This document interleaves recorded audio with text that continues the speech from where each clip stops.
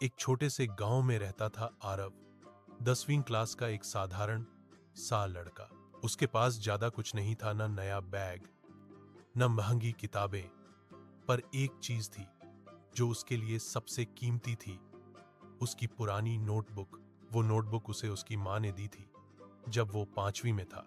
माँ ने कहा था, इस नोटबुक में अपने सपने लिखना बेटा, शायद एक दिन ये सच हो जाए। लेकिन अब माँ को गुजरे हुए 2 साल हो चुके थे और वो नोटबुक उसके बस्ते में बंद पड़ी रहती थी।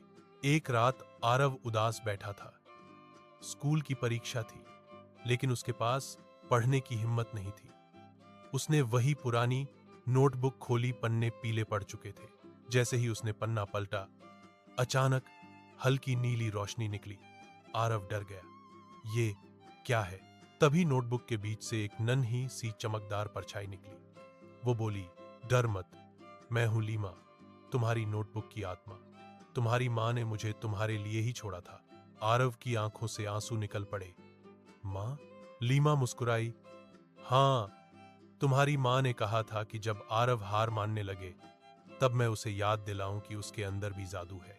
लीमा ने कहा, तुम जो भी सपना इस नोटबुक में लिखोगे, मैं उसे थोड़ी देर के लिए सच कर सकती हूँ, लेकिन याद रखना, सिर्फ मेहनत करने वाले को ही ये जादू मदद करता है। आरव ने सोचा और लिखा, काश मैं परीक्षा में अच्छा कर सकूं। नोटबुक चमकी और अचानक सारे गणित के सूत्र, अंग्रेजी के शब्द और विज्ञान के उत्तर उसके मन में ऐसे घूमने लगे जैसे कोई सिनेमा चल रहा हो। वो पूरी रात पढ़ता रहा, बिना थके।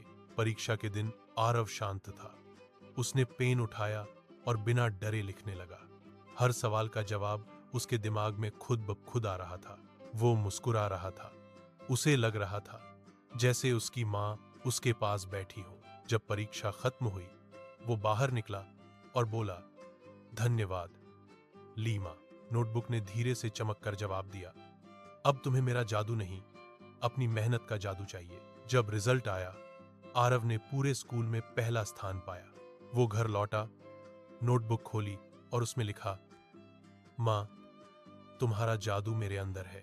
नोटबुक हल्के से चमकी और उसके पन्नों पर एक लाइन उभर आई, अब तू खुद किसी और का जादू बन जा। आरव मुस्कुराया और उस नोटबुक को अपनी छोटी बहन को दे दिया। इसमें अब तेरा सपना लिखना। अंत धीमा भावुक संगीत।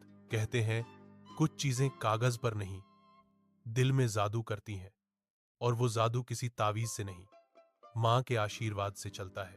सच्चा जादू वही है जो किसी को हारने से रोक दे,